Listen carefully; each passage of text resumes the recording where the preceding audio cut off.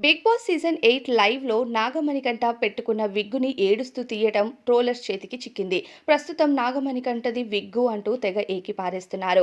Big Boss season 8లోకి one of the కంటెస్టెంట్‌గా Nagamanikanta entry ఇచ్చారు.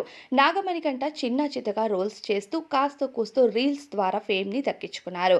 అయితే ఎటువంటి అవకాశాలు లేని టైంలో బిగ్ బాస్ ఆపర్చునిటీ నాకొచ్చిందని, ఇది నాకు చాలా ఇంపార్టెంట్ జర్నీ అంటూ చెప్పారు. ఒక ఎమోషనల్ స్టోరీతో బిగ్ బాస్ హౌస్‌లోకి ఎంట్రీ ఇచ్చారు. అయితే హౌస్‌లోకి వెళ్ళగానే ఎలిమినేషన్ ప్రక్రియ అంటూ చేసిన ప్రాంక్ పైన హౌస్‌మేట్స్ అంతా నాగమణికంఠను టార్గెట్ చేసినట్టు అనిపించింది. దానితో పాటుగా ఇక మొదటి నామినేషన్ ప్రక్రియలో కూడా నాగమణికంఠకు ఎక్కువ ఓట్లు పడ్డాయి.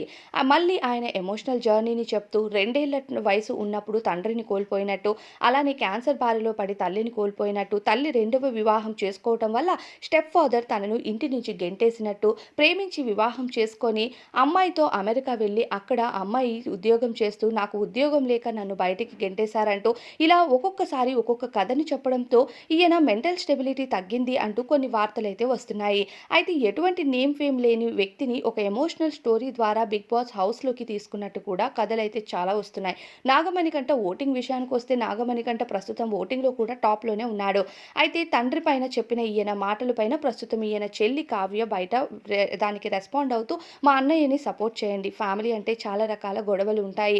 వాటన్నిటిపైన మా అన్నయ్య ఎక్కువ ఎమోషనల్ అయ్యాడు. ఆయనకి మీ సపోర్ట్ ఉంటుంది అనుకోని ఇక చెల్లి కావ్య కోసం ఆయన ఎటువంటి స్పందన లేకుండా ఉన్నా చెల్లి మాత్రం అన్న కోసం పోరాటం చేస్తుంది బయట. అయితే నాగమణికంఠ ఇక ఏడుస్తూ లైవ్‌లో విగ్గును తీశారు. ఈ విజువల్స్ చూసిన ప్రస్తుతం ట్రోలర్స్ తెగ ఏకి పారేస్తున్నారు. రీల్స్‌లో ఎంతో అందంగా కనిపించే నాగమణికంఠది నిజమైన జుట్టు కాదు. ఇది ఒక విగ్గు అంటూ ప్రస్తుతం ఆయన పైన విపరీతమైన ట్రోల్స్ జరుగుతుంది. ఏది ఏమైనా గేమ్‌ని గేమ్‌లా చూడాలి కాబట్టి మరి ఆయన గేమ్ ఆడి ముందుకు వెళ్తాడా లేదా అన్నది మీ అభిప్రాయాన్ని కామెంట్ బాక్స్‌లో చెప్పండి.